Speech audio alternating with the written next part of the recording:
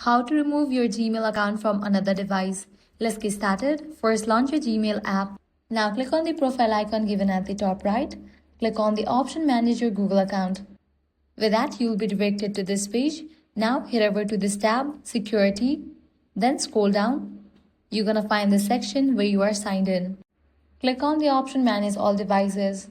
Now here you're gonna find the list of the devices where your Gmail account is logged in. Navigate to any of the device from where you want to remove your Gmail account. Click on it. You'll be prompted to use your passkey to confirm it's really you. Once you complete this verification process, you'll be directed to this page. Now you'll need to click on the option Sign Out. Click on the option Sign Out again.